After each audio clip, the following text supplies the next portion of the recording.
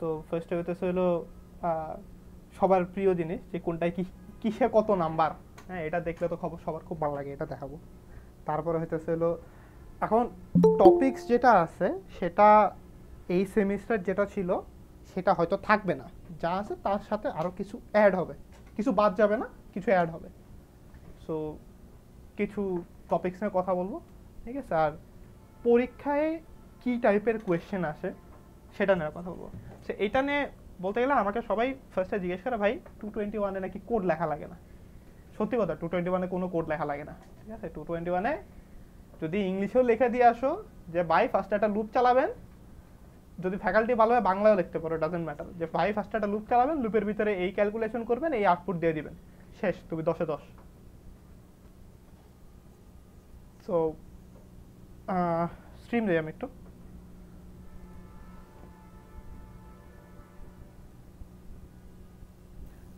আমি এখানে কি করতেছে ভাই? ও আসছে, ভিজিট আসছে।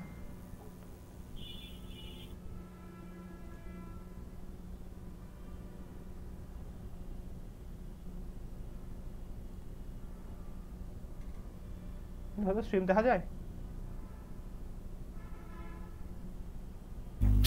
যাইতেছে। সাউন্ড রিপিট হইতেছে নাকি একটু দেখো তো।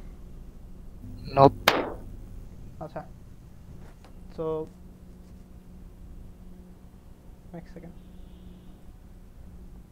আচ্ছা, সো 221-এর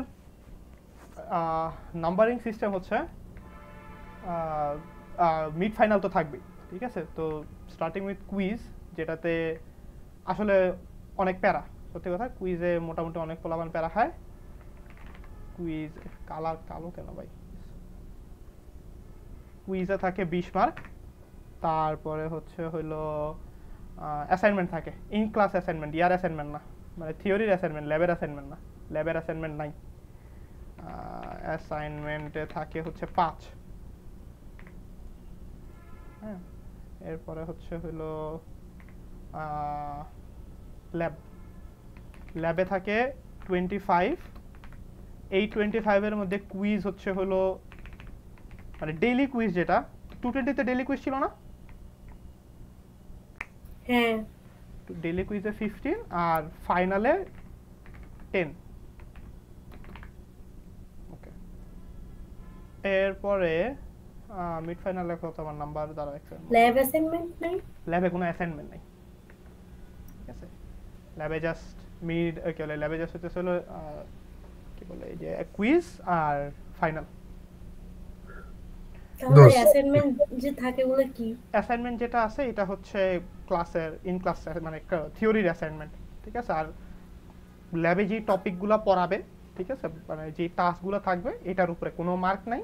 এটা তোর মনে চাইলে করবি, মনে যদি না চায় করবি না, ঠিক আছে। কিন্তু যদি ল্যাব টাস্ক কমপ্লিট না করো তাহলে নেক্সট দিন কুইজ পারবা না, মোটামুটি শিওর থাকো, ঠিক আছে। 221-এর সবচেয়ে মজার জিনিস হচ্ছে যে মানে কোর্সটা আসলে অতটা ডিফিকাল্ট না। হ্যাঁ, 220 যারা করছো লাস্ট সেমিস্টার তারা একটু রিল্যাক্স করতে পারো, কোর্সটা অতটা ডিফিকাল্ট না। এখানে এই এটা এটা নিয়ে আমি পরে ডিটেলে বলবো। You need to just understand কয়েকটা বেসিক কোড, ঠিক আছে। ওই কয়েকটা বেসিক কোডই মডিফাই করে সব কিছু করবা, ঠিক আছে। অল ওভার মিলে হয়তো 7 থেকে 8টা, পুরো 221 কোর্সের জন্য 7 থেকে 8টা কোড বুঝতে হবে। এই 7 থেকে 8টা কোড বুঝলেই you will be able to do everything, ঠিক আছে। আসতেছে ওটাতে। আচ্ছা, ল্যাবে গেল মার্কস, তারপরে হচ্ছে হলো আচ্ছা আমি কাউকে একটু ইয়াটা দেই, ওই যে কি বলে, কি কেমনে দেয় এটা, এক সেকেন্ড।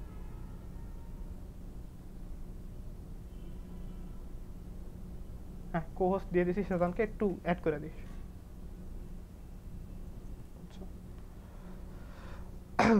সো ল্যাবের পরে হচ্ছে হলো মিড ফাইনাল। মিডে হচ্ছে হইলো 20 মার্কস, এটা এক্সাম হয় হচ্ছে 30-এ, আর ফাইনাল হচ্ছে হইলো 30 মার্কস, এটা হয় এক্সাম 40-এ।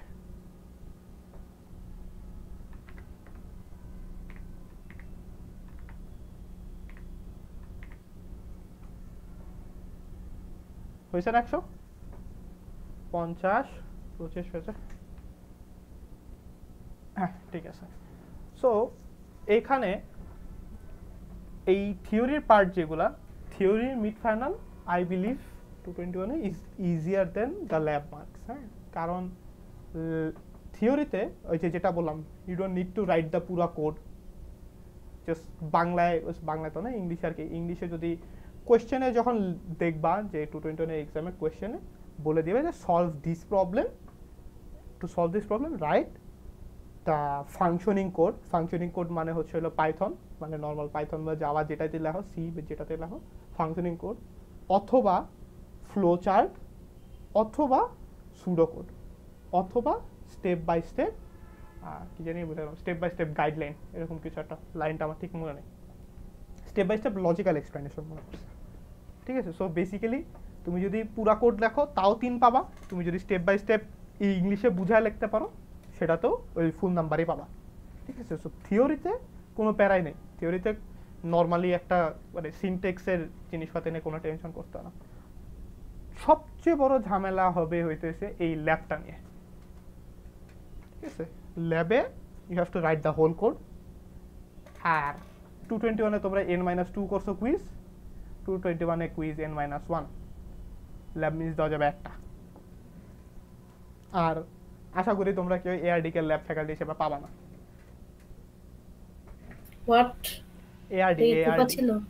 হ্যাঁ, কুপা ছিল না মানে আসলে সে 7টা ল্যাব নেয় তো এটা একটু ঝামেলার বিষয়, মানে সে খালি ল্যাবই নাই, হ্যাঁ, এটা একটা ডিস্টার্ব বিষয়। যাই হোক, আশা করি কেউ পাবে না, পাইলে ভয়ের বিষয়। হ্যাঁ আসলে এটা ভয়ের বিষয়, এটা আসলে অ্যাভয়েড করাটা অনেক কষ্ট। আচ্ছা 221 ড্রপ দিয়ে দিব। সম্ভব না, কারণ কি বললাম 7টা ল্যাব নাই, ড্রপ কয়বার দিবা? একটা মানুষ যদি 7টা ল্যাব নেয়। আচ্ছা, সো এই কোর্সে বললাম তো যে 10-15টা কোড, 10-15টা না 7-8টা কোড পারলেই হয়। ঠিক আছে, এখন এখানে কি কি পারা লাগে সেটা নিয়ে কথা বলি। সেটা হচ্ছে টাইম কমপ্লেক্সিটি। আমি খালি নামগুলো লিখবো আপাতত, তারপর আমি এক্সপ্লেন করবো কোনটা কি। হ্যাঁ, টাইম কমপ্লেক্সিটি হলো 1 নম্বর টপিক। এটা মোটামুটি জীবনের শেষ পর্যন্ত লাগবে। সিএসসিতে যদি থাকো, সফটওয়্যার ইঞ্জিনিয়ারিং যদি যাও, এই টাইম কমপ্লেক্সিটি সারা জীবন পিছা ছাড়বে না। তারপর হচ্ছে সার্চিং, সার্চিং লিখলাম না, কি বলে ডিভাইড অ্যান্ড কনকার।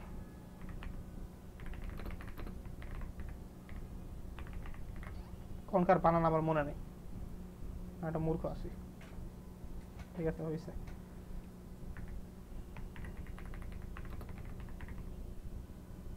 গ্রিডি অ্যালগরিদম, আর আছে কি আছে, গ্রাফ আছে, গ্রাফ, ডাইনামিক প্রোগ্রামিং, শেষ। এই যে এই 5টা জিনিস সিলেবাস। টাইম কমপ্লেক্সিটি কি? টাইম কমপ্লেক্সিটি হইতেছে বেসিক্যালি ম্যাথ। ঠিক আছে, একটা তোমার কোড ভালো না খারাপ, মানে is that the best code বা খারাপ কোড, এটা বুঝবা কিভাবে? You have to calculate the time complexity, space complexity, এগুলা দিয়ে।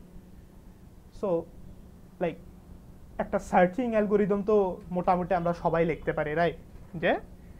যে কোনো একটা ক্যারেক্টার আমরা এ খুঁজবো, ধরলাম এ খুঁজবো, ফর আই ইন রেঞ্জ, ওই এর ভিতরে ওই এ আছে নাকি একটা একটা করে চেক দিব, right? That's a very basic searching algorithm. এটা বুঝো না এমন কেউ আছো? গুড। সো এখন এত বেসিক সার্চিং অ্যালগোরিদম দিয়ে তো আসলে আমাদের এই ছোট লেভেলের কাজ হয়তো পার হয়ে যাবে, বাট আমরা যখন বিশাল বড় কাজ করতে যাব, যখন আমরা এই একটা অ্যারে যেখানে আমরা 10 লেন্থ, সেই জায়গায় যখন আমরা 50,000 লেন্থ নিয়ে কাজ করব, তখন এই সামান্য এই ছোট জিনিসটাতে আমরা কাজ চালাইতে পারবো না। কেন? কারণ এটা টাইম কমপ্লেক্সিটি খারাপ, এটা রান হইতে অনেক সময় লাগে। কিভাবে সময় ক্যালকুলেট করতে হয় এটা আমি দেখাবো। তো এই জিনিসটাই ফিক্স করে হচ্ছে হলো এইসব অ্যালগোরিদমগুলো। হ্যাঁ, সো অ্যালগোরিদমগুলো ইজ বেসিক্যালি একটা নর্মাল কোড, বাট সামওয়ান, এই পৃথিবীতে সামওয়ান বা অনেকেই যারা হইতেছে আমাদের জন্মের আগের থেকে এই যে এইসব সফটওয়্যার প্রোগ্রামিং ওগুলো পড়ে আছে, দে ফিগার্ড আউট যে এইটাকে আরও কত ভালোভাবে অপটিমাইজ করা যায়। ঠিক আছে, যত ভালোভাবে অপটিমাইজ করা যায়, যত কম স্পেস লাগে, মানে তোমার কোড তো স্টোর করতে একটা স্পেস লাগে পিসিতে, রাইট? সো যত কম স্পেস লাগে আর যত কম সময় লাগে একটা জিনিসকে নিয়ে কাজ করতে, ততটা অপটিমাইজ। সো এই অ্যালগোরিদমগুলো হচ্ছে অপটিমাইজড কোডস অফ দ্য, মানে অপটিমাইজড ভার্সন অফ আমাদের কোডগুলাই। ঠিক আছে, একটু বোঝা গেছে অ্যালগোরিদম কি? আচ্ছা, তো টাইম কমপ্লেক্সিটি বুঝলাম যে এটা টাইমের ক্যালকুলেশন। হ্যাঁ, বেসিক্যালি এটা। ডিভাইড অ্যান্ড কনকার হচ্ছে একটা অ্যালগোরিদম টাইপ, যে অ্যালগোরিদম দিয়ে আমরা একটা প্রবলেমকে মাল্টিপল প্রবলেমে ভাগ করে সলভ করার চেষ্টা করি। ঠিক আছে, এটা পরে নেক্সট ক্লাসগুলোতে এটা আরও ক্লিয়ারলি বুঝবো। ঠিক আছে, সো বেসিক্যালি এটাকে সাব প্রবলেমে ডিভাইড করা আর কি সিস্টেম।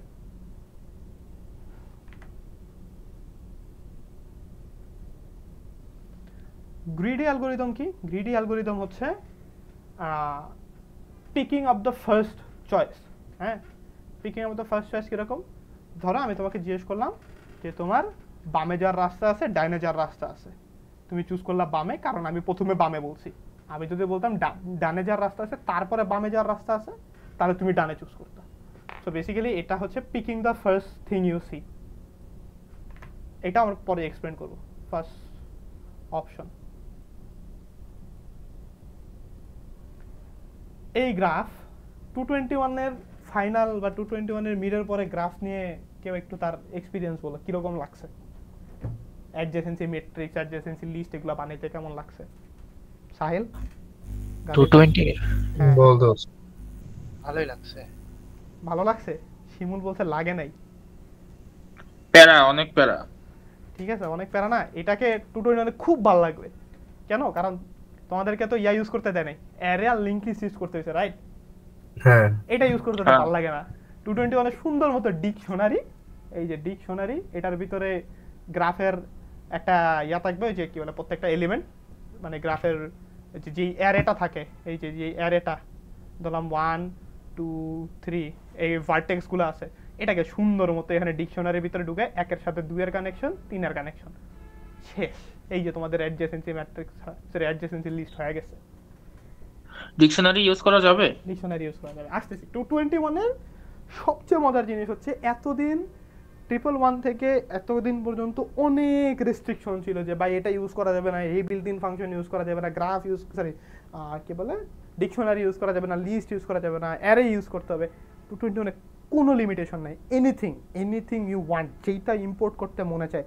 হিপের কোড করছো না অনেক কষ্ট করে, হিপের কোডও করতে পারবে না, জাস্ট হিপ ইম্পোর্ট করবা, ইম্পোর্ট করে হিপ চালা দিবা। ঠিক আছে, 221 কোড করতে খুব মজা লাগবে, কারণ এই যে কোনো লিমিটেশন নাই, যেখানে যেটা ইউজ করতে ভালো লাগবে সেটা ইউজ করতে পারবা। কিন্তু এখানে একটা কন্ডিশন আছে, এই যে টাইমের ব্যাপারটা আছে, এই টাইমের ব্যাপারটা মাথায় রাখতে হবে। মানে টাইম কমপ্লেক্সিটি কম থাকতে হবে এটা? টাইম কমপ্লেক্সিটি কম না, কোয়েশ্চেনে যেটা বলে দেবে সেটা হইতে হবে। কোয়েশ্চেনে যদি বলে দেয় যে এটার থেকে বেশি হইতে হবে, মানে টাইম কমপ্লেক্সিটি বেশি হইতে হবে, তাহলে বেশির কোড লিখতে হবে। যদি কম হইতে হবে, ইউজুয়ালি বেশি বলবে না, মোস্ট অফ দ্য টাইম কমই বলবে। ঠিক আছে, আর যাই হোক, এটা আমি এক্সপ্লেন করবো আরও, সমস্যা নেই। সো আর লাস্ট একটা টপিক আছে divide and কনকার, sorry dynamic programming. এটা মানে বেসিক্যালি আমরা হইতেছে এই উপরের যতগুলা পার্ট আছে, এই পার্টগুলা আমরা সবগুলা রিকারশন দিয়ে করব। ঠিক আছে, এই ডাইনামিক প্রোগ্রামিংয়ের পার্টটা আমরা লুপ দিয়ে করব। ঠিক আছে, যে প্রবলেমগুলোতে রিকারশন দরকার নাই, সেই প্রবলেমে আমরা রিকারশন কেন ইউজ করব, লুপ ইউজ করবো। এতদিন তো তোমাদেরকে হলো 220-তে জাস্ট দেখাই দিছে যে রিকারশন কি জিনিস, লুপ কি জিনিস, কোন সিচুয়েশনে রিকারশন ইউজ করবা আর কোন সিচুয়েশনে লুপ ইউজ করবা, এটা কি দেখাইছে? না। এই যে এই ডাইনামিক প্রোগ্রামিংটা করতে গেলে বুঝবো যে কোন সিচুয়েশনে আমাদেরকে রিকারশন ইউজ করাটা আসলে লস। এতদিন তো বলছে রিকারশন ইউজ করা খুব ভালো জিনিস। ওকে, সো এইখানে এই তিনটা জিনিস, ঠিক আছে, এই তিনটা জিনিস বেসিক্যালি মিডে আছে। তার মধ্যে এই গ্রিডি অ্যালগোরিদমটা মিডের সিলেবাসে নেই, এটা আছে ল্যাবে, একটা ল্যাবে আছে। সো বেসিক্যালি মিডের সিলেবাস হচ্ছে টাইম কমপ্লেক্সিটি, ডিভাইড অ্যান্ড কনকার, এই দুইটা জিনিস। আর গ্রাফের সামান্য পার্ট থাকলেও থাকতে পারে, এটা মানে লাস্টের দিকে যায় হিসাব করে তারা, যদি সব সেকশনে পড়ানো হয় তাহলে থাকে, যদি সব সেকশনে পড়ানো না হয় তাহলে থাকে না। আচ্ছা, সো সিলেবাস বুঝলাম, মার্কিং বুঝলাম। কারো কোনো কোয়েশ্চেন আছে এই পর্যন্ত? সার্চ আর সর্টিং এগুলো নাই? এগুলা আছে ডিভাইড এন্ড কনকারের মধ্যে এগুলা।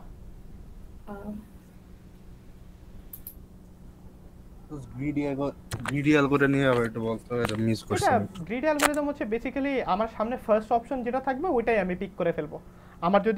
আমাকে যদি বলে যে 3টা অপশন আছে, বামে যাও, সোজা যাও, ডাইনে যাও, আমি ওই যে প্রথমে শুনছি যে বামে যাও, আমি পরেরগুলো শুনবোই না, বামে চলে যাব। মানে জিনিসটা কি প্রথমে যেটা শুনছি ওইটা নাকি এফিশিয়েন্ট কোনটা না, হবে ওইটা? প্রথমে যেটা শুনছি সেটা, এফিশিয়েন্ট কোনটা ওইটা না। বুঝছি। ঠিক আছে, এই জন্যই এটাকে গ্রিডি অ্যালগরিদম বলে, যে লোভী, প্রথমে যেটা পাইছি ওটা দিয়ে চলে গেছে, আমি কোনো ঠিক ঠিকানাই করি না। এমনও হইতে পারতো যে আমি একটা রাস্তা আছে, এই যে ধরে আমার এগুলো আরো ইন ডিটেল শিখবে, এটা আপাতত এত থিওরি মানে বোঝার দরকার নেই, নর্মালি জাস্ট থিওরিটিক্যালি দেখাইতেছি। হ্যাঁ, যে ধরে আমার এখান থেকে এই জায়গাটাতে যাইতে হবে, তো আমার এখান থেকে একটা রাস্তা আছে, এইখান দিয়ে দুনিয়া ঘুরে যাওয়ার রাস্তা আছে, এখান দিয়ে সোজা ডান দিকে একটা চলে যাওয়ার রাস্তা আছে, আর একটা এদিক দিয়ে চলে যাওয়ার রাস্তা আছে। তা আমরা তো যদি চাইতাম এফিশিয়েন্ট কোনটা হইতো, এই রাস্তাটা না সবচেয়ে, কিন্তু ওই যে আমি শুনছি প্রথমে বামে যেতে হবে, এই জন্য আমি আগে বামে চলে গেছি, বামে পুরোটা ঘুরে তারপর ওই জায়গায় গেছি। এইটা হইতেছে গ্রিডি। বুঝছে? আচ্ছা, তাহলে টপিকে গেলাম। আজকের মানে টপিক যেটা ছিল সেটা হচ্ছে টাইম কমপ্লেক্সিটি।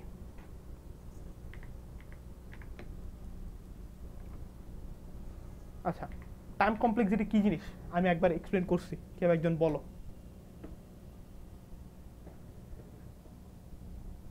সাহিল, জিসান, নিনি। যেখানে টাইম কম লাগে সেটাই টাইম, যেটা টাইম কম লাগে ওটা বেটার করবে, ওই টাইম লাগাটা হইতেছে টাইম কমপ্লেক্সিটি। মানে একটা অ্যালগরিদম কতক্ষণ রান করবে ওটা হচ্ছে হ্যাঁ, time এটা তো complexity। কতক্ষণে রান করবে ওটা টাইম কমপ্লেক্সিটি। আচ্ছা, আর এটা তো দোস্ত মানে ইনপুটের ইস্যুর উপর ডিপেন্ড করে, ঠিক না? হ্যাঁ, ইনপুটটা কত ইনপুটের বড় হবে। ইনপুটের সাইজের উপর ডিপেন্ড করে। ওই যে আমি যখন বললাম, কি বলে থিওরিটিক্যালি বললাম যে 5টা জিনিসের মধ্যে তোর মানে তোমার সামনে ধরো 5টা খাতা আছে, 5টা খাতার মধ্যে তোমার একটা খাতা লাগবে। একটা খাতা তো তুমি নর্মালি চোখে দেখলেই পারবা যে এটা আমার খাতা, এটা আমি নিয়ে নিতে পারবো, টাইম কম লাগবে। এখন তোমার সামনে 1000টা খাতা আছে, এখান থেকে একটা খাতা বাইর করতে হবে, এখান থেকে বাইর করতে তো চোখের দেখায় তো বাইর হবে না, আবার হইতেও পারে, এমনও হইতে পারে যে প্রথমেই তুমি ওইটা চোখ মানে ফার্স্টেই তোমার চোখ গেছে ওইটাতে। ঠিক আছে, এটার এক্সাম্পলটা দিই। ধরি আমাদের কাছে অ্যারে আছে। হ্যাঁ, এই অ্যারেতে ফার্স্টে আমাদের কাছে আছে পি, কিউ, আর, এস, আর লাস্টে একটা আজব একটা ভ্যালু দেই জেড। আচ্ছা, তো আমরা এই অ্যারেটার উপরে আমাদের সার্চ চালাবো। এখন এমনও তো হইতে পারে যে আমার আসলে খুঁজতে হবে পি, অ্যান্ড আমি সার্চ যখন চালাইতেছি, হ্যাঁ, ফর আই ইন অ্যারে, প্রথম ইটারেশনে কি আমি পাই গেলাম না পি? যদি আমার পি খুঁজতে হয় একবারে পাই গেছি, প্রথমেই ফার্স্টেই পি পাই গেছি, রাইট? তো এইটা হইতে, হ্যাঁ অরুণিমা, রিকারশন আর লুপের টাইম কমপ্লেক্সিটি কি সেম? না ডিফারেন্ট। আচ্ছা, আসবো রিকারশনের টাইম কমপ্লেক্সিটি বের করা দেখাবো। আচ্ছা, সো এমন হতে পারে যে আমরা আমাদের লুপে ঢোকার সাথে সাথেই আমাদের যে সার্চ করতে চেয়েছিলাম সেটা পেয়ে গেছি। আবার এমনও হতে পারে যে আমার জেড খুঁজতে বলছে, অ্যান্ড জেড কি, এখানে পি খুঁজছি পাই নাই, কিউ খুঁজছি পাই নাই, আর খুঁজছি পাই নাই, এস খুঁজছি পাই নাই, সবার শেষে এসে জেড পাইছি, রাইট? আবার এখন আমি বললাম এ খুঁজতে, পি খুঁজলাম, কিউ খুঁজলাম, আর খুঁজলাম, এস খুঁজলাম, জেড খুঁজলাম, নাই, এ নাই এই অ্যারেতে। তো এইখানে যে অ্যালগোরিদম লিখবো সেটার বেস্ট কেস হবে যদি আমার প্রথম এলিমেন্টটা পাওয়া হয়, রাইট? আর ওয়ার্স্ট কেস হবে যদি লাস্ট এলিমেন্টটা পাই, অথবা এরপরে মানে নাই, যেটা বেসিক্যালি নাই, এমন একটা কিছু খুঁজতে দিছি যেটা নাই, কারণ ওর হইতেছে পুরা অ্যারেটা খোঁজা লাগতেছে, খুঁজে পায় নাই, পাইলে তো ভালো, না পাইলে পায় না।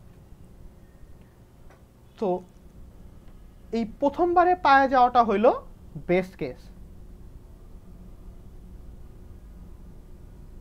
আর লাস্টে পাওয়া অথবা না পাওয়া এটা হচ্ছে worst case.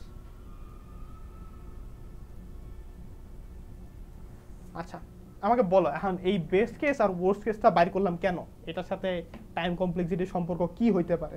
What do you think?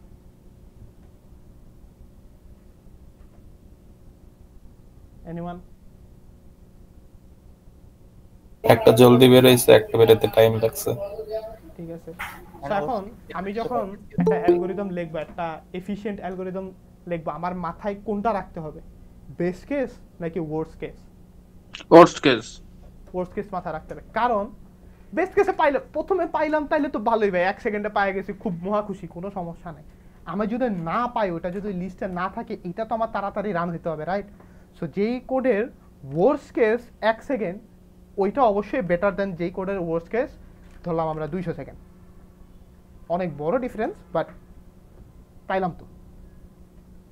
তো এই বেস্ট কেসটাকে ডিনোট করে হচ্ছে হইল এই চিহ্নটা দেয়া, এটার নাম কি এনিওয়ান বলো? ওমেগা। ওমেগা, কিন্তু সিএসসি এর ভাষায় এটা হচ্ছে বিগ ওমেগা, এটার সামনে একটা বিগ আছে আবার, ঠিক আছে? এই ওয়ার্স্ট কেসটা হইতাছে একটা গোল্লা, এটা কি বলো? বিগ ও নোটেশন নাকি? কি রে কেন বুঝলি এটা বিগ ও? একটু তো সার্চ করছি আমি। এই মাঝখানে যেগুলা হচ্ছে, মাঝখানে যেগুলা আছে এগুলাকে বলা হইতেছে হলো এভারেজ কেস।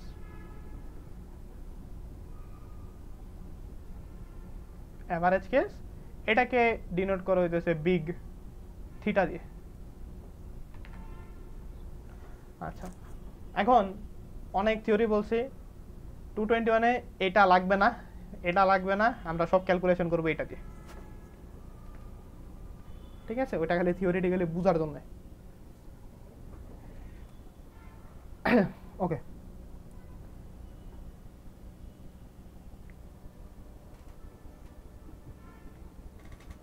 একটু দাঁড়াও।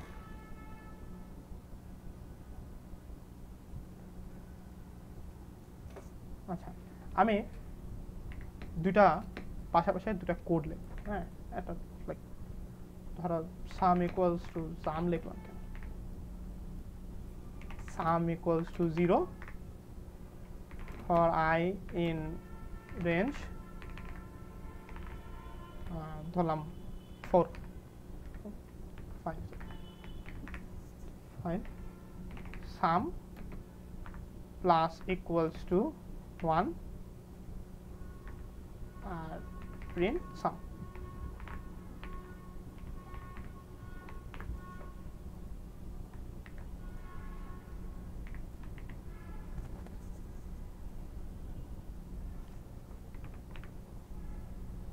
আচ্ছা এই দুইটা কোডের মধ্যে পার্থক্যটা কি? এটাতে একটা লুপ আছে, এটাতে একটা লুপ নাই। মানে বেসিক্যালি এই জিনিসটা একবার রান হয়ে শেষ হয়ে যাবে, এই জিনিসটা একবার রান হয়ে শেষ হবে না, তাই তো? অ্যাটলিস্ট এখানে আমার যেহেতু আই ইন রেঞ্জ 5 আছে মাত্র, মানে 5 বার রান তো হইতেই হবে এই পার্টটুকু। তো আমরা দেখি এই পার্টটুকু যদি রান হইতে টাইম লাগে টি সময়, এই পার্টটুকু রান হইতে সময় লাগবে টি, তাই না? এটা তো চেঞ্জ হইতেছে না। এই পার্টটুকু রান হতে যদি আমার টি প্রাইম টাইম লাগে, এই পার্টটুকু রান হইতে আমার টি প্রাইম টাইমই লাগবে। জিনিস তো সেমই। এই তিনটা লাইনের মধ্যে কোনো ডিফারেন্স আছে? নাই। ঝামেলাটা কোন লাইনে? ঝামেলাটা এই লুপে। এই লুপটা রান হইতে কি টাইম লাগবে? এই লুপটা রান হইতে এই যে 5 আছে না, এটা রান হইতে 5 টাইম লাগবে, ঠিক আছে? নট লাইক 5 সেকেন্ড বা 5 ইয়া, ইটস লাইক 5 টাইমস n, এরকম কিছু একটা, ঠিক আছে? যেটা লাগার কথা। এইটাতে যদি আমাদের পুরা কোড করতে টাইম লাগে হইতেছে হলো ধরলাম টি টাইম লাগতো, এইটা করতে আমার লাগবে 5t টাইম। কেন? কারণ এই পার্টটা 5 বার রান হবে। বুঝতে পারছি এই ডিফারেন্সটা? তার মানে বেসিক্যালি আমাদের জিনিসটা ডিপেন্ড করতেছে এই লুপের উপরে, ঠিক আছে? আর পরীক্ষার মধ্যে এই ঝামেলায় ফেলাবে এই লুপই। এই লুপ থেকে আমাদের মোটামুটি সব টাইম কমপ্লেক্সিটি বের করতে হবে, ঠিক আছে? আর লুপ না থাকলে তো ওই যে বললাম বেসিক নর্মাল টাইম কমপ্লেক্সিটিতে যাবে। সো যেগুলা এই যে আমরা ধরে নিতেছি যে এটা টি টাইম, এটা টি মানে মানে টি প্রাইম টাইম নিছি, ঠিক আছে, এগুলা যদি কোনো কিছুতে এইভাবে কোনো ইনপুট না নেওয়া থাকে, জাস্ট একটা বেসিক টাইম দেওয়া থাকে, সেটাকে আমরা কনস্ট্যান্ট টাইমের কাজ বলি। হ্যাঁ, সো এটা কনস্ট্যান্ট টাইমে কাজ হইতেছে, এটা কনস্ট্যান্ট টাইমে কাজ হইতেছে, এই পার্টটা কনস্ট্যান্ট টাইমে কাজ হইতেছে, এই পার্টটা কনস্ট্যান্ট টাইমে কাজ হইতেছে, আর এই পার্টটা লুপের পার্টটা, এটাতে একটা টাইম কমপ্লেক্সিটি আসবে, সেটা হচ্ছে এই লুপের জন্য 5। ঠিক আছে, তো এখন এখানে যদি ফর i in range 5 না থেকে যদি আমরা n থাকতো তাহলে কি হতো? তাহলে এই লুপের টাইম হতো n, কারণ n সংখ্যক বার ঘুরবে।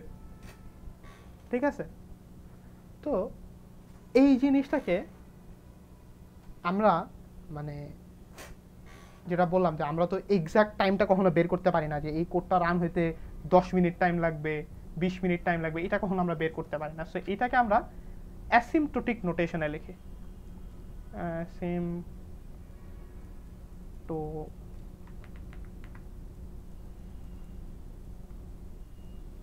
এগুলো এক্সামে আসবে না, এগুলো হচ্ছে যে এক্সপ্লেনেশন আর কি, নোটেশন, যাই হোক নোটেশন। সো এটাকে কি ওই যে আমরা বলছিলাম বিগ ও, বিগ ও মানে কি সবচেয়ে বেশি টাইম লাগবে, ম্যাক্সিমাম টাইম কত হতে পারে, এইটাতে ম্যাক্সিমাম টাইম কত হতে পারে? Order of N, big O of N. ঠিক আছে, এটাতে বলছিলাম কি এইটা হচ্ছে constant time, constant time, constant time হলে ওটাকে লেখে বিগ ও অফ 1, মানে অর্ডার অফ 1। ঠিক আছে, এ পর্যন্ত বুঝছি? হ্যাঁ বলো। এন্ড কি লাইক টাইমের জন্য হ্যাঁ, ওই যে n হচ্ছে আমরা বার লুপ গুলো, ফর লুপ n বার ঘুরবে, যতবার ঘুরবে এখানে ততবার হবে। তো তাহলে এটা যদি 5 থাকে তাহলে অর্ডার অফ 5 হতো। হ্যাঁ, অর্ডার অফ 5 মানে কি হয়ে যেত? Order of 5 is basically constant, তো এটা নোটেশনে এসে অর্ডার অফ 1 হয়ে যেত। সো বেসিক্যালি অর্ডার অফ 5 যেই কথা, অর্ডার অফ 1ও সেই কথাই। সমস্যাটা হবে যখন খালি n থাকবে, যখন আমরা আননোন নাম্বার অফ ভেরিয়েবল নিয়ে কাজ করব তখন হইতেছে সমস্যা। ও আচ্ছা, বুঝছি। ঠিক আছে,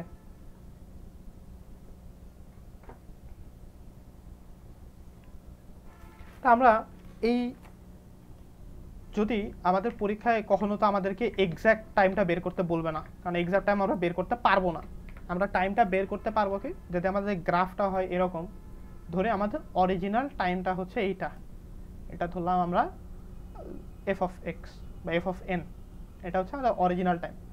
আমরা বের করতে পারবো কোনটা? আমরা বের করতে পারবো এই যে বিগ ও অফ এন, এইটা আমরা বের করতে পারবো, যেটা লাইক এটার থেকে বেশি নর্মাল যেটা, এটা এদিকে যদি টাইম দেই, টাইম না এদিকে টাইম না, মাই ব্যাড, টাইম উপরের দিকে, এটা হচ্ছে নাম্বার অফ ভেরিয়েবলস।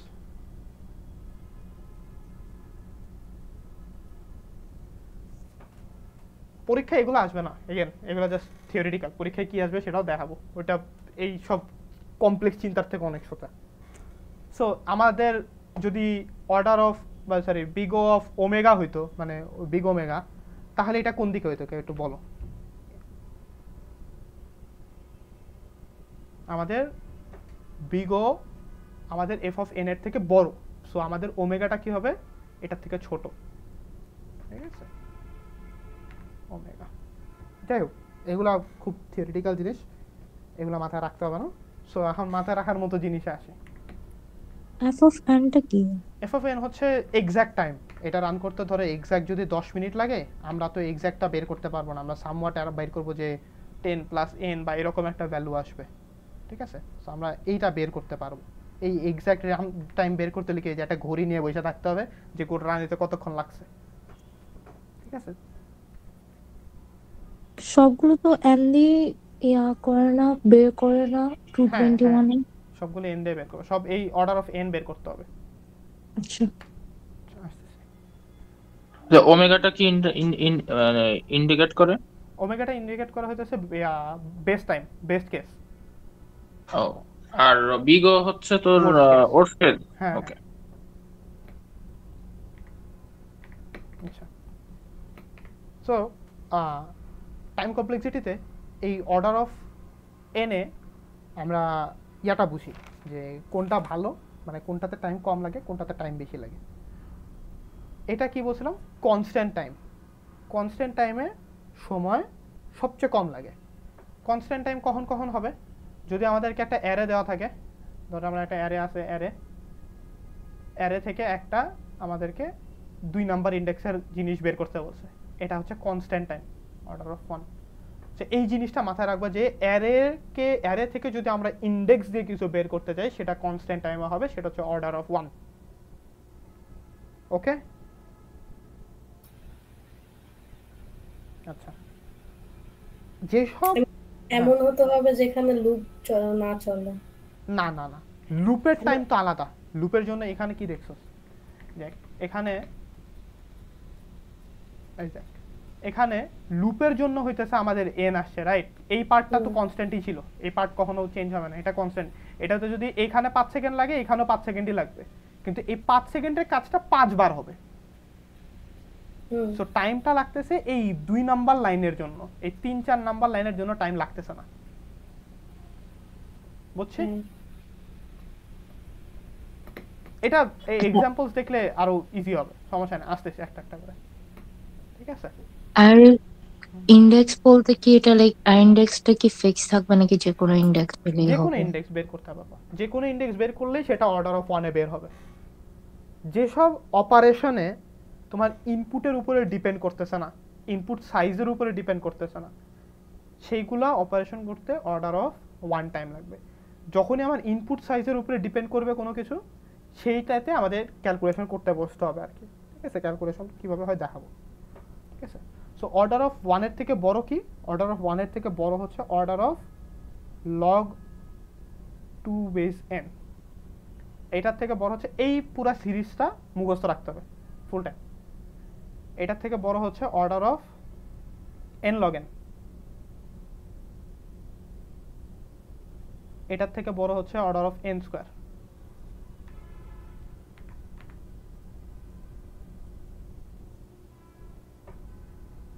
এটার থেকে বড় হচ্ছে অর্ডার অফ n কিউব, বা মানে যত টু দি পাওয়ার। এই অর্ডার অফ n কোথায়? Oh my bad, order of n লিখতে ভুলে গেছি, হ্যাঁ সরি। অর্ডার অফ n এই যে এখানে হবে, সরি। আচ্ছা, n কিউব। সো মোটামুটি আমাদের 221 এই পর্যন্তই লাগবে, এই যে কে বলে অর্ডার অফ n স্কয়ার পর্যন্তই লাগবে। এরপরে আরো আছে, ঠিক আছে? এটা যেরকম এটার থেকে এখান থেকে আনি। এরপরে হচ্ছে হলো order of 2 to the power n, order of 3 to the power n। এটার থেকে বড় হচ্ছে order of n factorial. So আমাদের এত পর্যন্ত লাগবে না, আমাদের খালি এই যে n স্কয়ার পর্যন্ত মাথা রাখলেই হবে। এরপরেরগুলা ডিপেন্ডিং অন দ্য কোয়েশ্চেন আবার লাগতেও পারে, সো বাট মেইন বড় কোয়েশ্চেনে হয়তো লাগবে না, ঠিক আছে? থিওরিটিক্যালি লাগতেও পারে।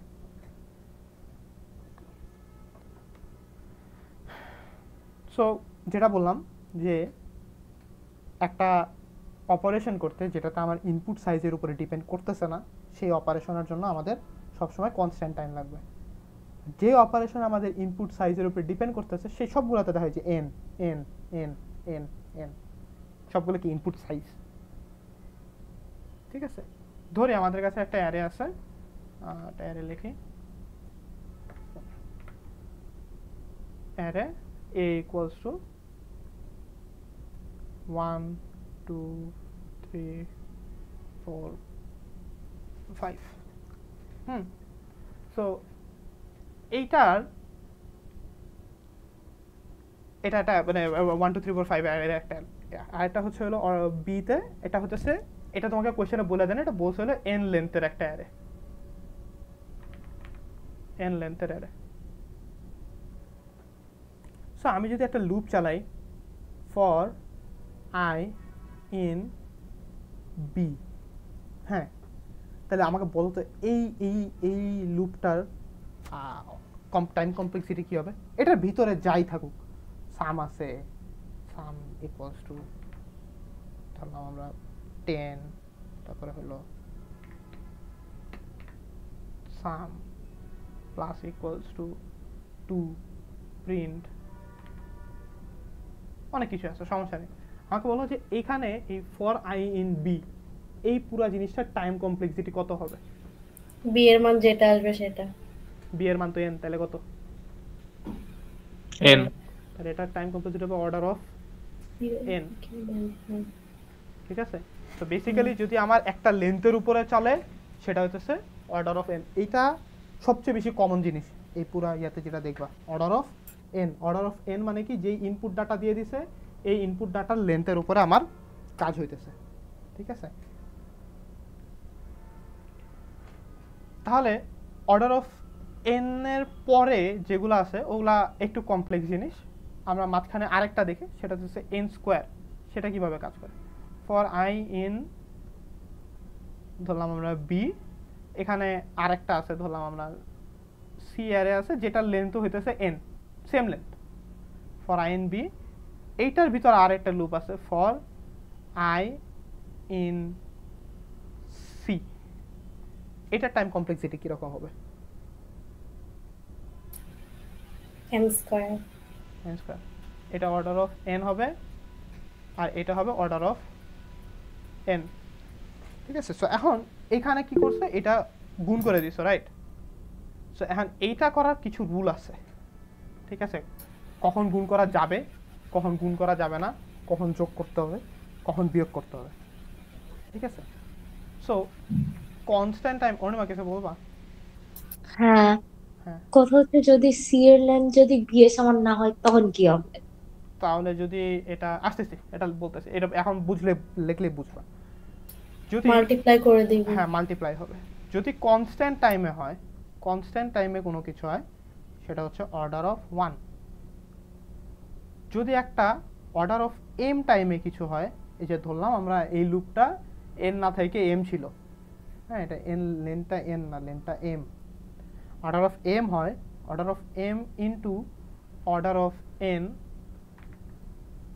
Is equals to order of mn, ঠিক আছে? কিন্তু order of m plus order of n not equal to order of m plus n, ঠিক আছে? এটা মাথায় রাখবা। এই এটা আমরা গুণ করতে পারছি, এটা আমরা যোগ করে গুণ করে ভিতরে ঢুকাই দিতে পারছি, কারণ এটা জিওমেট্রিক্যাল পজিশনে আছে, অ্যারিথমেটিক পজিশনে নাই, ঠিক আছে? জিওমেট্রিক পজিশন কোনটা, অ্যারিথমেটিক পজিশন কোনটা, এটা বলতেছি আমি, ঠিক আছে? আরেকটা জিনিস সেটা হচ্ছে অর্ডার অফ n স্কোয়ার, বা ধরুন আমরা 10n square plus 2n plus 5, এটা equals to order of n square. সবচেয়ে বড়টা, যখন পলিনোমিয়াল টাইপের কোনো অ্যান্সার আসবে, সবচেয়ে বড় যে জিনিসটা এখানে যেহেতু n স্কোয়ার, শুধু অর্ডার অফ n স্কোয়ারটাই হইতেছে আমার এখানকার অ্যাসিম্পটোটিক নোটেশন, বাকিগুলো বাদ, ঠিক আছে? আচ্ছা আসি, এখন আমরা কোন সময় যোগ করব আর কোন সময় বিয়োগ করব, সরি গুণ করব। আমরা একটা পুরাটা কোড লিখি, হ্যাঁ? সেটা হচ্ছে যে ধরি আমরা input n is equal to input, তারপরে sum equals to 0 for I in range n, sum plus equals to I, print sum। এক্সামে তোমাদেরকে এইরকম করে একটা কোড দিয়ে দেওয়া থাকবে, কোড দিয়ে বলবে এটা টাইম কমপ্লেক্সিটি বের করো, ঠিক আছে? এখানে যখন এই ফার্স্ট লাইনটা আছে, এটা টাইম কমপ্লেক্সিটি কত কেউ বলো? বলছে এটা এতক্ষণ বুঝাইছি। n constant. আফিফ n কেন বললাম? টাইম কমপ্লেক্সিটি কত জিজ্ঞেস করলি না? হ্যাঁ n কেন হবে? ফর আই ইন রেঞ্জ মানে লুপটা আমার আমি এন বলছি না, টাইম আমি বার খালি এই লাইনটা, খালি এই ফার্স্ট এই 1 নাম্বার লাইনের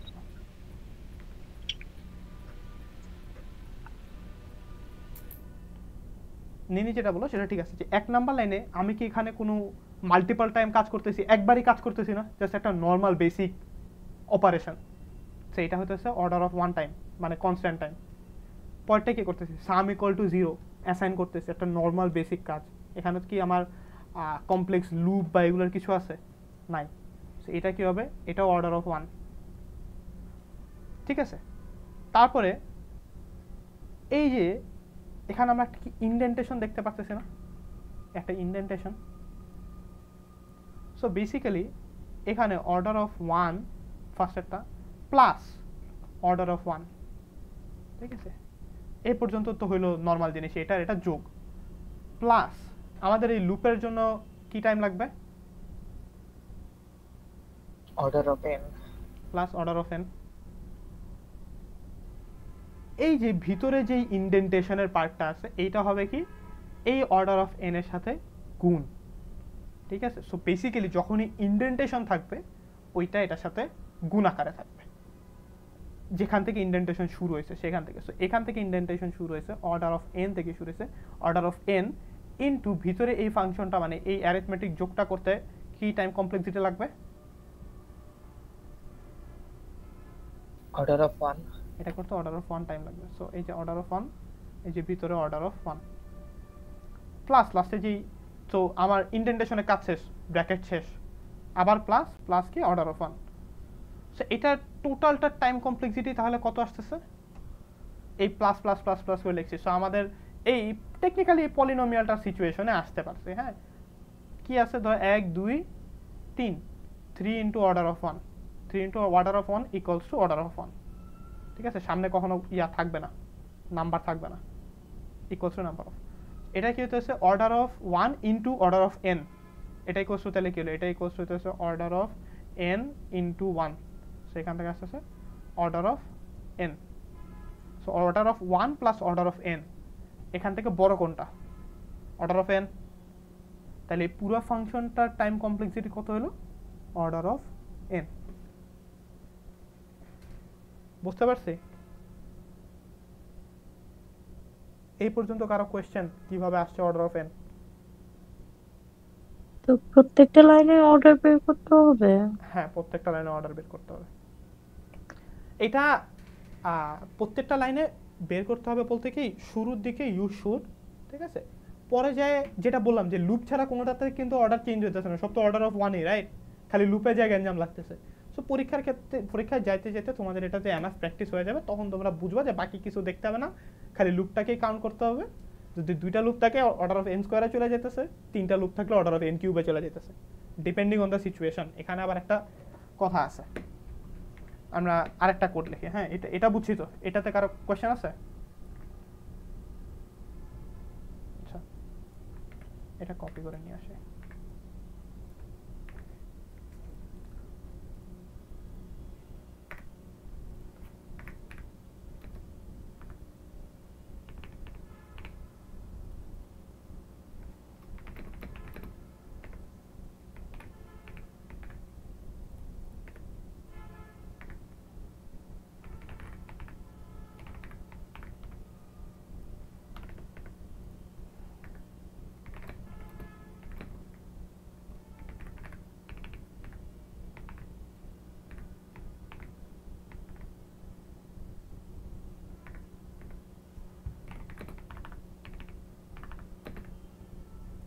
আচ্ছা, এটাতে দেখি, এটাতে কি হইতেছে, এটা অর্ডার অফ 1, সো এটা আমরা লিখলাম না, এক্সামে যেহেতু বললে যে সবগুলো লেখা লাগবে নাকি, লেখা লাগবে না, অর্ডার অফ 1 বাদ, এটা অর্ডার অফ 1 ক্যালকুলেশন করার লাভ নাই। এটা কি অর্ডার অফ n, এইটার ভিতরে ইনডেন্টেশনে এটা কি অর্ডার অফ n, এইটার ইনডেন্টেশনের ভিতরে কি অর্ডার অফ 1। তাহলে এই পুরো ব্লকটার অর্ডার কত হলো, n square, n square, order of n into order of n into order of 1। আর যেটা উপরে দেখাইছিলাম যে order of n into order of m equals to order of mn। So এটা গুণ করে কি হলো, এই পুরো পার্টটার time complexity order of n square. এখানে ফর আইন রেঞ্জ এর ভিতরে কি অর্ডার অফ 1, আর এই বাহিরের এটা কি আই থেকে মানে আইন রেঞ্জ n পর্যন্ত, তাহলে এটা কি হবে n just n order of n, আর বাহিরে এটা তো হইলই। সো এখন আমার এটা কি আছে, এইটা এটা কি যোগ আকারে আছে, order of Polynomial. n square plus order of n polynomial. এখানে বড় কোনটা, অর্ডার অফ n স্কোয়ার। তাহলে অ্যান্সার কি আসবে, এই পুরা ফাংশনের time complexity order of n square. বুঝতে পারছি?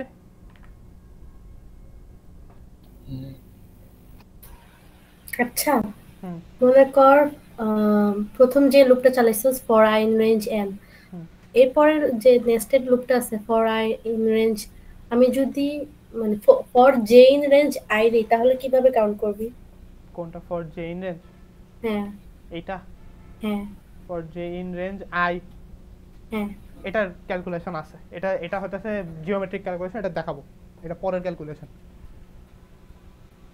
আজকে এটা দেখাবো না।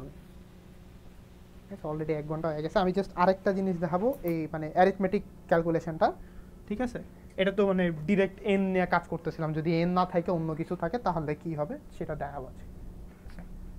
সেটা হচ্ছে যে আচ্ছা আরেকটা জিনিস, সেটা হচ্ছে সবাইকে একটু সি প্লাস প্লাসের নোটেশনে অভ্যস্ত হতে হবে, কারণ কোয়েশ্চেনে সি প্লাস প্লাসের নোটেশনে দেওয়া থাকবে ম্যাক্সিমাম ক্ষেত্রে।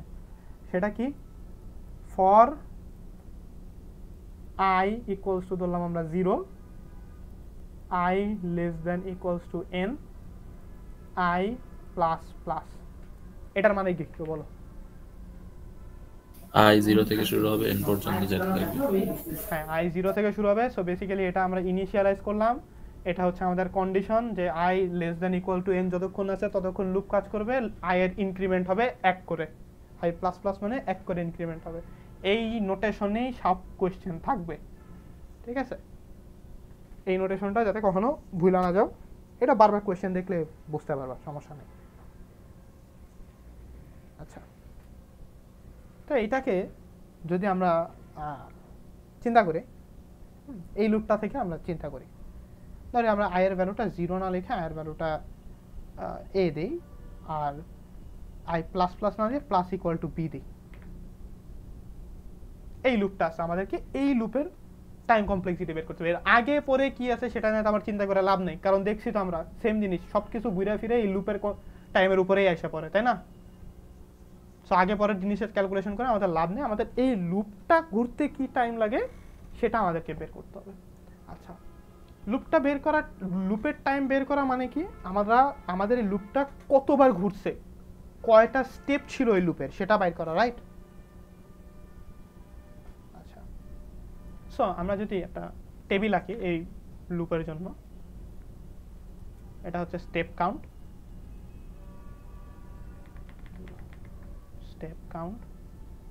এটা হচ্ছে আই এর ভ্যালু, ঠিক আছে? যখন এই আই এর ভ্যালুটা যখন এন এর থেকে ছোট মানে এর থেকে বড় হয়ে যাবে তখনই তো আমাদের ক্যালকুলেশনটা শেষ হয়ে যাবে, তাই না? সো আমাদের যখন স্টেপ জিরোতে আমাদের আয়ের ভ্যালু কত, আয়ের ভ্যালু এ, কেন এই ইনিশিয়ালাইজ করলাম। স্টেপ 1-এ আয়ের ভ্যালু কত, এই যে আমরা বাড়াইতেছি b, so a plus b. Step 3-তে ভ্যালু কত, সরি স্টেপ 2-তে, টুতে এ প্লাস বি, এটা ভ্যালু ছিল প্লাস বি, তো বেসিক্যালি এ প্লাস 2b। তারপরে 3 নম্বরটাই কত ছিল, a plus b 2b plus b equals to a plus 3b। এই পর্যন্ত কি বুঝতে পারছি যে আমরা এখানে 2b 3b b কোত্থেকে আসলো? হ্যাঁ হ্যাঁ হ্যাঁ। সো আমরা ধরে নেই এই যে এই জিনিসটা দেখে তোমাদের অনেকেরই 320 পিটিএস সরি 230 পিটিএস দিয়ে আসতে পারে। আমরা ধরে নেই কে তম স্টেপে আসলে এ প্লাস কে বি হবে, হ্যাঁ, অ্যান্ড এই এ প্লাস কে বিটাই গ্রেটার দেন এন। এ প্লাস কে বিটাই যখন গ্রেটার দেন এন হবে তখন তো আমাদের লুপটা বন্ধ হয়ে যাবে, তাই না? ঠিক আছে, এই পর্যন্ত বোঝা গেছে? ইয়েস। তাহলে আমাদের কি লাগবে, আমাদের এই কে এর ভ্যালুটা লাগবে, যে লুপটা আমার কতবার ঘুরছে। সো আমরা যদি এই জিনিসটাকে দেখি, a plus k b is greater than n, এটা হলে লুপটা বন্ধ হবে, এটা আমাদের স্টপিং কন্ডিশন। সো এখান থেকে আমাদের কে এর ভ্যালুটা যদি বের করতে হয়, তাহলে কে greater than N minus A by B, তাই না? তার মানে কি, আমার কে এর value N minus A by B এর থেকে যখন বড় হবে, তখন আমাদের এই লুপটা শেষ হবে। তাহলে আমাদের এই লুপের ক্ষেত্রে টাইম কমপ্লেক্সিটিটা কি হবে, order of N minus A by B. এখানে এই যে কি বলে, এ এর ভ্যালুগুলা বি এর ভ্যালুগুলা দেওয়া থাকলে আমাদের একটা ক্যালকুলেশন আসতো, বাট এটা হচ্ছে আমাদের অ্যারিথমেটিক লুপের ক্ষেত্রে সূত্র। ঠিক আছে, কিভাবে আমরা বের করতে পারি, order of N minus A by B. So যদি আমার এখানে আই এর জায়গায় যদি ধরি আমরা 3 ভ্যালু দেওয়া থাকতো, তারপরে এখানে লেস দেন ইকুয়াল টু 100 দেওয়া থাকতো, প্লাস ইকুয়ালস টু যদি আমরা 7 দেওয়া থাকতো, তাহলে আমাদের এই সূত্র থেকে অর্ডারটা কত আসতো, অর্ডার অফ 100 মাইনাস কত, -3 ডিভাইডেড বাই 7, তাই না? সো এটা ইকুয়ালস টু, তাহলে কি হতো, অ্যানসারটা কেউ বলো আমাকে। 13.8। সো অর্ডার অফ 13.8, এটা কি অ্যানসার হইতো? 13 হবে না, তাহলে। যাই হোক, সমস্যা নেই, ব্যাপার ওইটা না। ব্যাপারটা হইতেছে এটা কি একটা ম্যাথমেটিক্যাল নাম্বার আসছে না, কনস্ট্যান্ট টাইমে কাজ হইতেছে না, এখানে কোনো এন আছে, এন নাই, তাহলে এটা কি, এটা বেসিক্যালি কনস্ট্যান্ট টাইমে কাজ হবে, অর্ডার অফ 1। যদি কাজের ভিতরে এন না থাকে, যদি আমার ইনপুট সাইজের উপরে ডিপেন্ড না করে, সেটা সব সময় কনস্ট্যান্ট টাইম, সেটা সব সময় অর্ডার অফ 1। সেটা যত বড়ই নাম্বার আসুক, তাও এটা অর্ডার অফ 1। এখানে যদি এই ভ্যালুটা 100 না থাকে, এই ভ্যালুটা less than equal to N থাকতো, ঠিক আছে, তাহলে কি হতো, অর্ডার অফ n মাইনাস 3/7, তাই তো? সো এখান থেকে কিছু একটা মানে n মাইনাস 3 এর ভ্যালু তো আমরা জানি, তো ধরে নিলাম অর্ডার অফ n/7 আসলো। এখান থেকে আমাদের তাহলে অ্যান্সারটা কি আসতো, এনিওয়ান? এটা হচ্ছে অর্ডার অফ এন। হ্যাঁ, এটা হচ্ছে অর্ডার অফ n।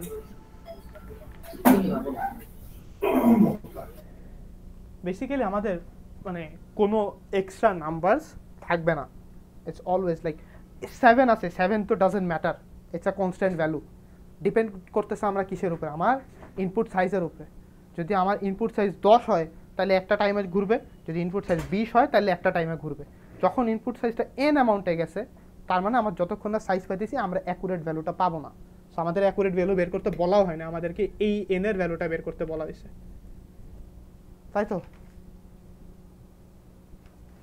তাহলে এখানে সূত্রটা কি হলো, সূত্রটা হচ্ছে অ্যারিথমেটিক লুপের ক্ষেত্রে for i equals to a, i less than equals to বা লেস দেন n লিখে আমরা, less than n, i plus equals to b।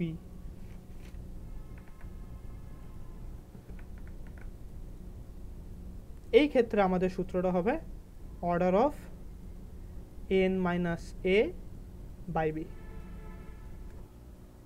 ঠিক আছে, যখন আমার কোনো কোডের ভিতরে এই লাইনটা থাকবে, এই লাইনটা থেকে আমরা কিভাবে টাইম কমপ্লেক্সিটিতে নিয়ে আসবো, এই সূত্রটা ইউজ করা।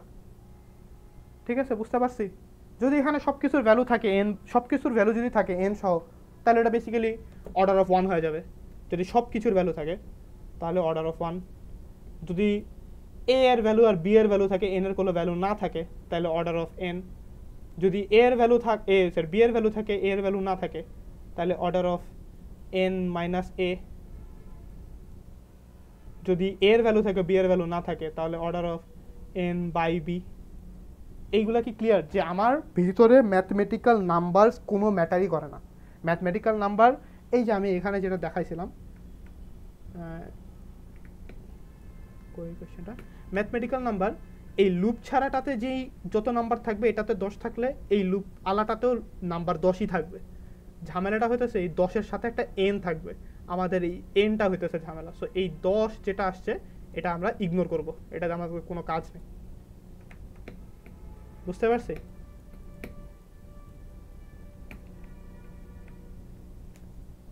মানে এখানে যতই নাম্বার থাকুক ওটার কোনো ইউজ নেই। হ্যাঁ, যতই নাম্বার থাকুক নাম্বার দিয়ে আমাদের কোনো কাজ নেই, কাজ হইতেছে আমাদের সব এন দিয়ে, ইনপুট সাইজের উপর আমাদের সব কিছু।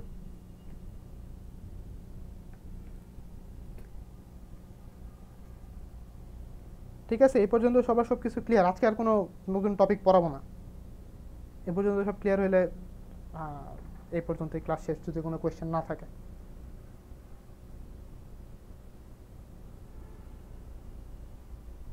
কারো কোনো কোয়েশ্চেন নাই? নো।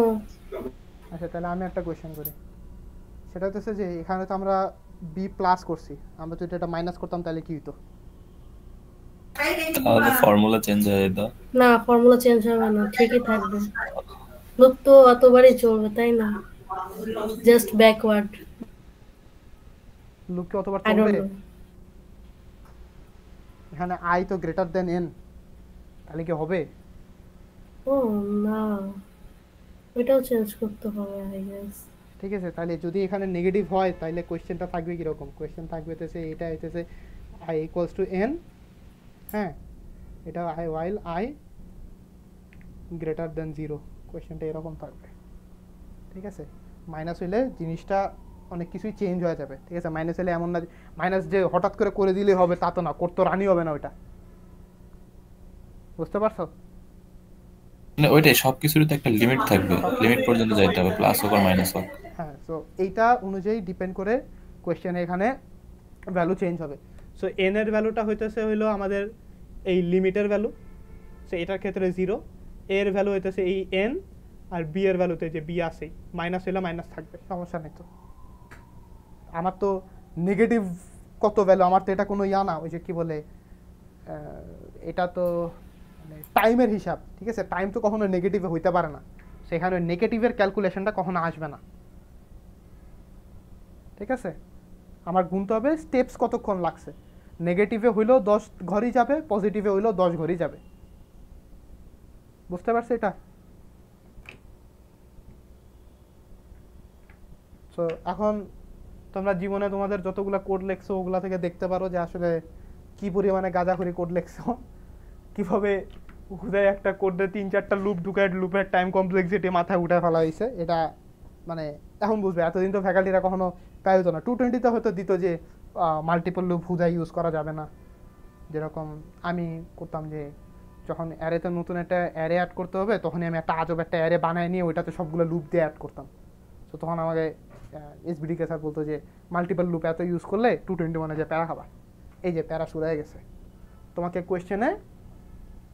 কোয়েশ্চেনে দেখবা মানে যে ধরনের কোয়েশ্চেন থাকবে সেগুলো অ্যান্সার তুমি করতে পারবা, কোনো ব্যাপারই না। ঠিক আছে, এগুলো 110-এ করে আসছো, কিন্তু সমস্যা হচ্ছে কোয়েশ্চেনে চিপার মধ্যে লেখা থাকবে যে কোয়েশ্চেনটা অর্ডার অফ এনে সলভ করতে হবে। এটা তুমি যে সলিউশন চিন্তা করতেছো সেটা হইতেছে অর্ডার অফ এন স্কোয়ারে। এন স্কোয়ারের সলিউশন লিখবা, নাম্বার চলে যাবে। 221 ঝামেলা হইতেছে এটাই যে তোমাকে সবকিছুর ফ্রিডম দিয়ে দিবে, লিমিটেশন দোস্ত এটা একটা। হ্যাঁ, সবকিছুর ফ্রিডম দিয়ে দিবে, কিন্তু তোমাকে এই একটা লিমিটেশন দিয়ে দিবে যে তোমার যা মনে চায় ইউজ করো, তোমার time complexity order of N এর বেশি, এন স্কোয়ারের বেশি, এন লগ এন এর বেশি হইতে পারবে না। Most of the time order of N আর এন লগ এনই থাকে। এন স্কোয়ারে তোমাকে কিছু করতে দেওয়া মানে তোমার অনেক অনেক বড় সৌভাগ্য যে এন স্কোয়ারে কিছু করতে দিছে। Advance limitation. হ্যাঁ, অ্যাডভান্স লিমিটেশন সবকিছু ছেড়ে দিয়ে একটা জায়গায় বাধা দিছে। আচ্ছা, ঠিক আছে, ক্লাস এই পর্যন্তই। এখন যদি কারো কোনো কোয়েশ্চেন থাকে করতে পারো, কোর্স রিলেটেড কোনো কোয়েশ্চেন। আজকে ক্লাস রিলেটেড হইতে হবে এমন কিছু না, এনিথিং।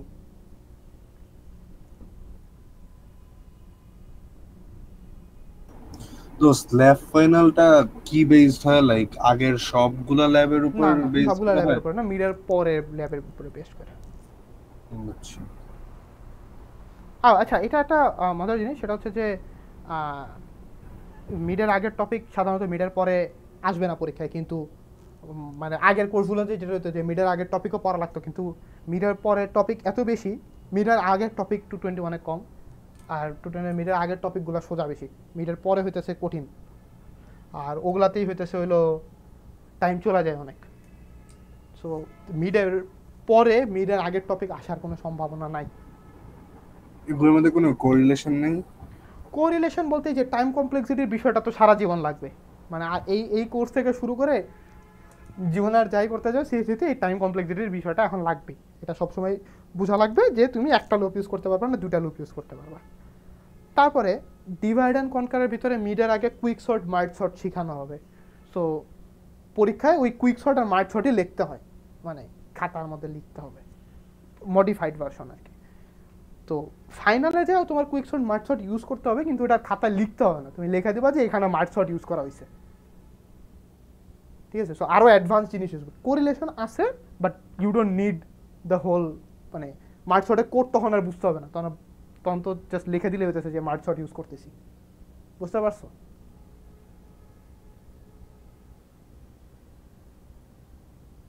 আচ্ছা, এনিথিং এলস?